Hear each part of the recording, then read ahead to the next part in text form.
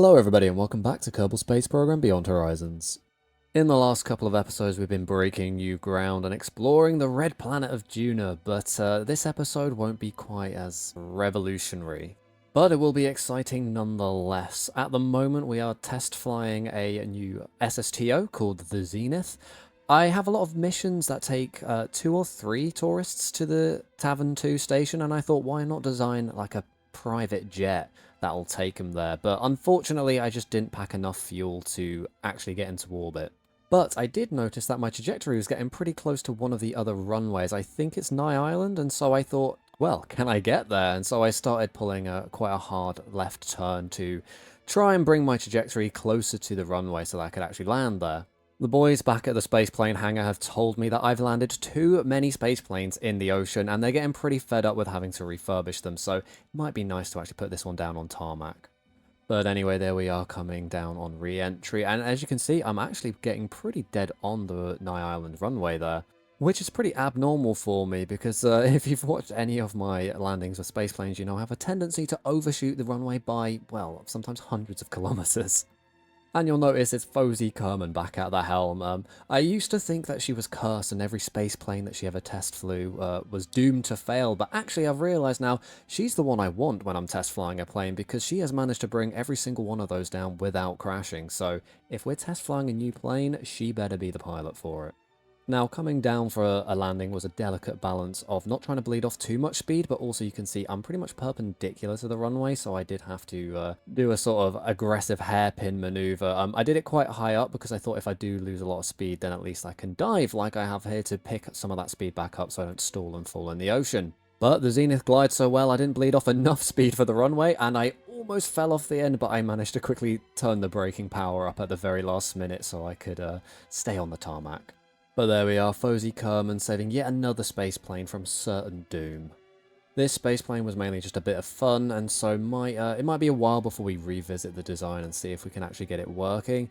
Much like the Hawk, I haven't forgotten about it, I'm just waiting till we get rapiers so that we can actually make it a decent SSTO. But for now there are much more pressing matters at hand.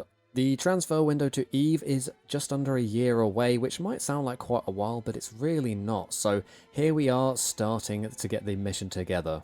A mission I have dubbed Project Hades. I think for the naming scheme we are going to be sticking with characters of the Greek underworld, because Eve is pretty much hell. So here we are launching the first part of the main ship, which will bear the name of the mission itself, Hades. This is going to be the main fuel tank and drive stage of the ship that will take crew to Eve. And unfortunately, the fuel tanks were far too heavy to be lifted into orbit via the Hermes, and actually I'm not really using the Hermes at the moment just because of the Krakeny disaster of the last flight. I want to kind of lean more towards a powered descent rather than parachutes. But for now we're just using expendable launchers.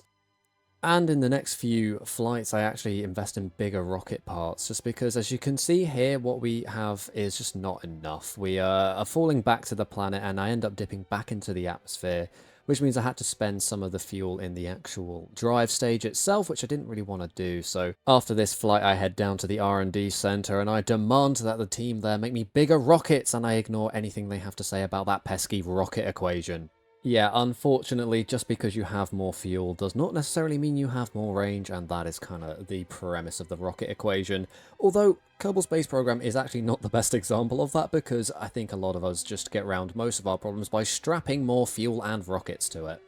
But yeah, here we are, finalising our orbit. Unfortunately, yeah, using some of the fuel that is meant for the transfer, but we'll just have to refuel it later.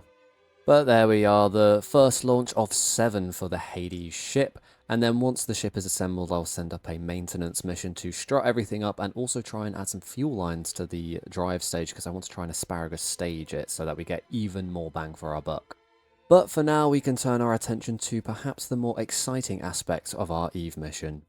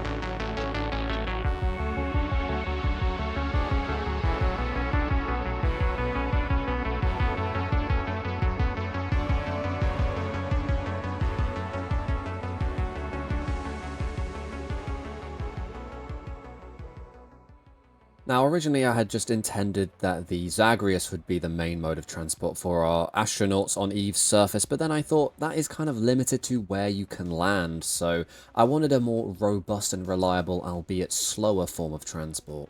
Thus, the Hypnos was created. This will be our rover for Eve's surface. You see it's got a little scanning arm on the top there, so we can actually get a bit of interesting science there. And yeah, I kind of pictured the Kerbals almost sleeping in it, like it's some sort of caravan that would be able to go around Eve's surface, so if they had to go particularly long distances, they'd at least have somewhere to sleep. And our test drivers today are Val and Magar. I launched from, I can't remember the name of the runway, but it's one that's just tucked up on the mountains somewhere, which I thought was an interesting place to try and test this rover. And yeah, on the way down, I accidentally tipped the thing over and broke some of the roof there. You're just tumbling down the mountainside, but you know what, it still works and nobody's dead, so clearly quite a robust rover. The reason I thought testing from the mountains would be a good idea is because ideally we would have our base on the mountains of Eve, on the peaks, because that will be the easiest place to launch back into orbit from. So I wanted to see how well this thing could traverse steep terrain. And yeah, it's not the best at it. You can see me looking for a way down there, but I end up not really finding one because, yeah, this thing is prone to tipping over. But all in all, it's actually a pretty good rover and pretty reliable. I mean, even with these steep terrains, it does struggle a little bit, but it's not impossible to get up. So I think, actually, as it is, it will work fine for what we need it for. Remember, we also have the Zagreus to get about as well for longer distances, and if we have to travel over mountains, we'll use that instead. Its main form of power is fuel cells, like the Zagreus, but we also have some emergency solar panels there if we need to top up the batteries. So hopefully that should keep the thing running for the amount of time that we need.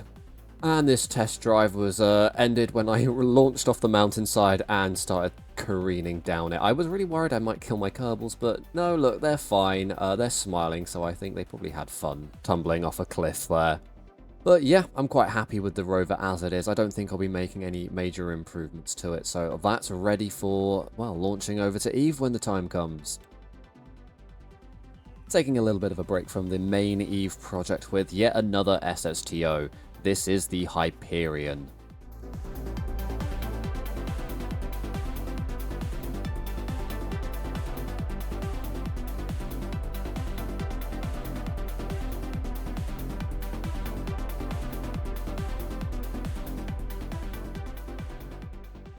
So this craft is designed for low orbit maintenance missions. As mentioned before, that when the Hades is finished with its construction, we're going to have to start affixing struts to keep it stable, and also some fuel lines so we can do some asparagus staging.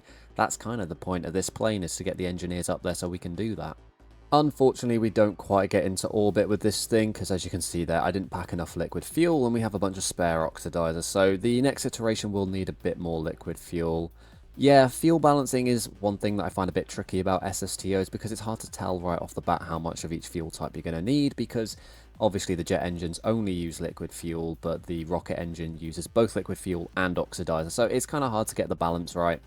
And it's just one of those things that I've sussed out through trial and error with my other space planes. I know, roughly speaking, you want about 1,000 meters per second in your rocket stage, and well, at least 4,000 in your jet engine stage, but I find those numbers to not always be, you know, exactly correct, so I always aim for a bit higher on both. And yeah, I mean, like I said, sometimes I get it right, and sometimes, like now, I don't get it right, so that's 2 space planes in this episode that don't make it to orbit.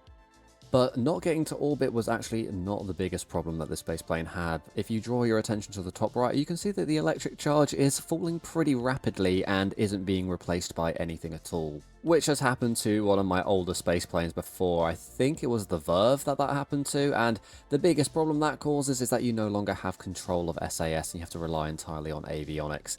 Luckily in this instance, Valentina is a skilled enough pilot that we do still have the SAS functionality, so she can control the plane and kind of account for my inability to fly the thing, but we just don't have any of our SAS wheels active.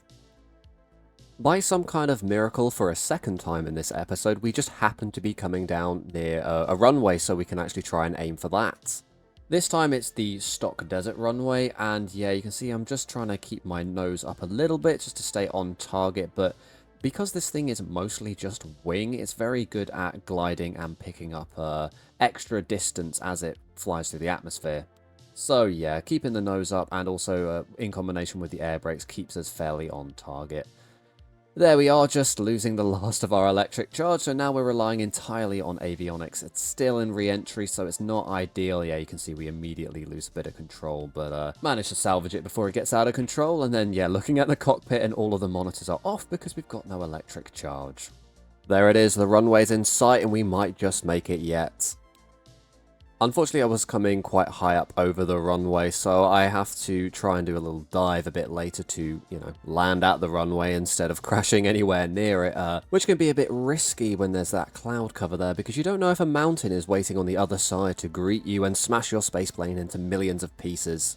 A great way to tell if you are a little too close to the ground is to switch your altimeter to terrain mode, which I've just done there, just to make sure that, yeah, I'm not about to crash into a cliff or anything. Even though the altimeter says we're all good, there's that air of tension as we dive through the clouds, but yeah, luckily we are well above the ground still.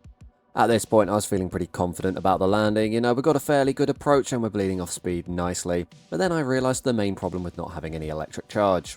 It's usually about this point that you deploy the landing gear, but I was pressing the button and nothing was happening, and I realised, I've got no electric charge, so I can't deploy the landing gear. So in an attempt to try and put this thing down without crashing, I deploy the drogue chute to slow down, just enough that the solar panel won't rip off when I deploy it, giving me just enough charge to put the wheels out and land this thing safely. But there we are, the second experimental spaceplane to have a miracle landing in this episode. As I said before, this spaceplane is actually going to have an important function later in the Hades mission. When everything is constructed, we actually want to send this up as our maintenance vessel, so I will be coming back and working on this pretty soon.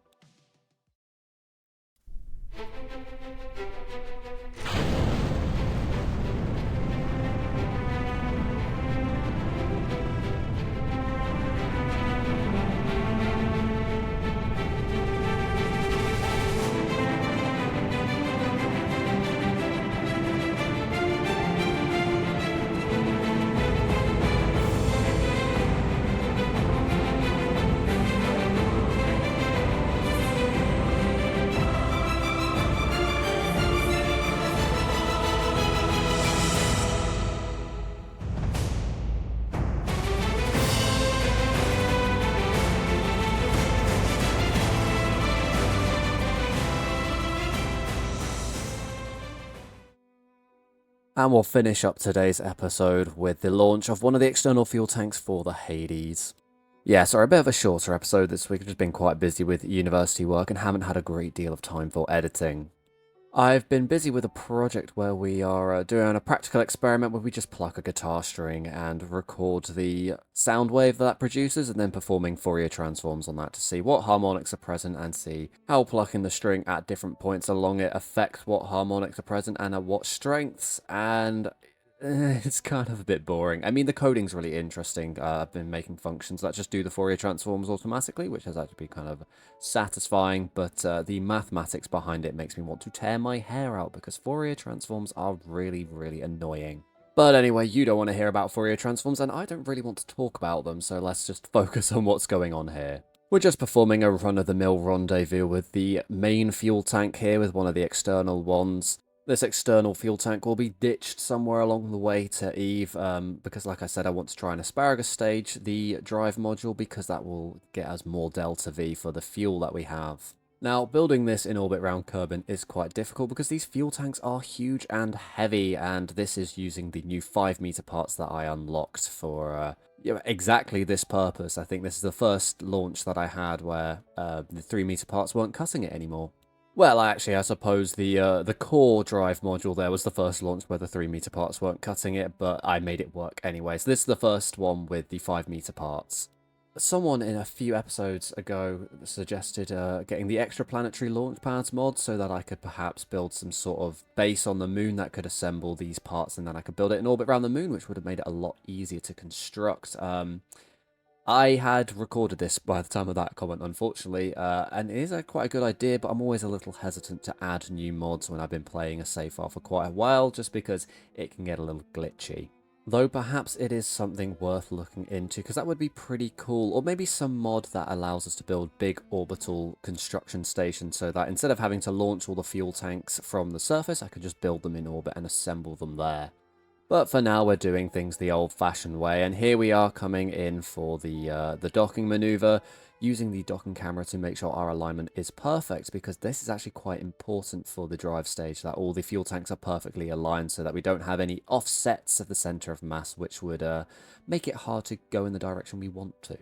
But anyway, there we are, the docking is finished, and we'll continue constructing this in the next episode, because that's all I've got time for today. If you enjoyed this episode, please consider leaving a like, maybe even subscribing to the channel, and if you want to catch up with the older episodes, you can check out the playlist that this video is in. But I've been Moonfish1001, and I'll see you in the next video.